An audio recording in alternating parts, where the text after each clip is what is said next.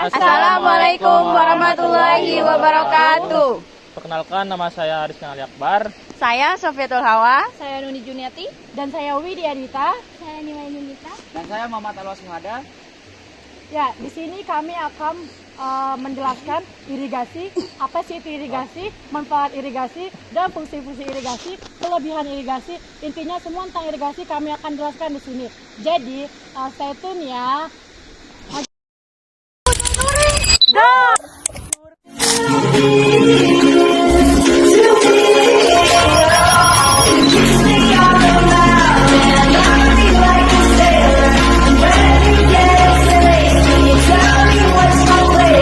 Oke, kalau kita ngomong soal irigasi ini, simpelnya adalah sistem yang nyediain dan ngukur air supaya bisa dipakai di lahan pertanian.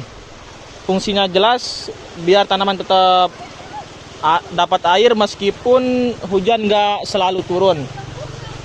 Nah, dengan adanya irigasi ini, hasil panen juga lebih terjamin, berhasil lebih maksimal.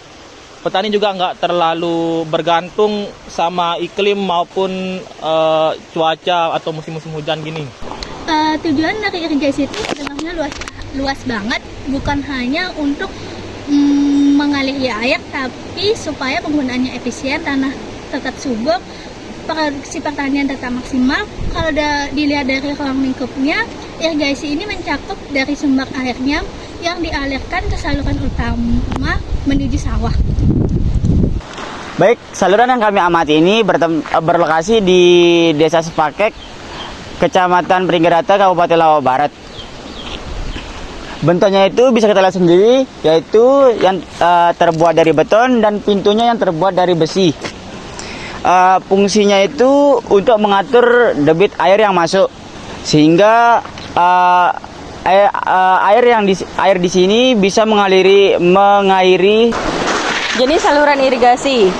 Irigasi ini bisa diklasifikasikan dari beberapa sisi. Yang pertama yakni dari sumber airnya. Irigasi ini termasuk dalam irigasi permukaan karena sumber airnya diambil dari sungai langsung. Yang kedua, dari cara pemberian airnya. Sistem irigasi ini termasuk dalam irigasi genangan karena sistem pemberian airnya itu disebarluaskan secara merata ke seluruh permukaan sawah.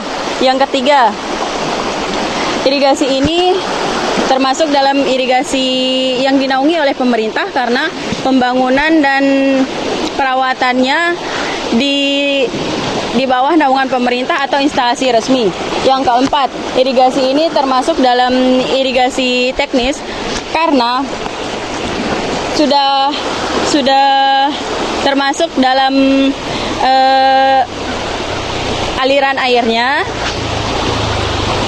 tembok dan bangunan yang permanen.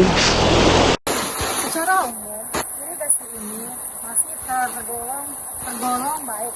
Dilihat dari struktur beton dan pintu air berfungsi dengan optimal.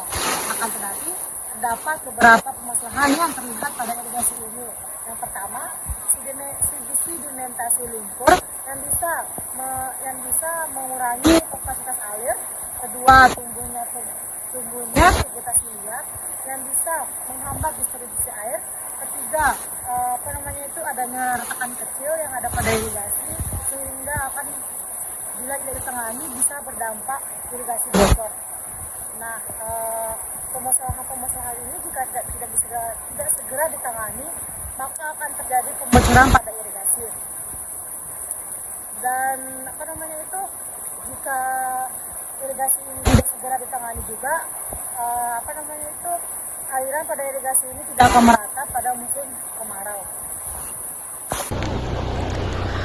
Dari beberapa masalah tadi ada beberapa yang bisa jadi solusi, yaitu pembersihan sampah, rumput, serta lumpur yang ada di sekitar irigasi, serta tidak membuang sampah pada saluran irigasi dengan melakukan penyuluhan kepada warga sekitar dan yang tentang betapa pentingnya irigasi dalam sekitar lingkungan, serta melakukan perbaikan kepada besi atau beton yang ada di belakang ya, agar tidak berkarat atau tidak retak lagi. Jadi itu saja yang bisa menjadi solusi bagi saya. Dadah.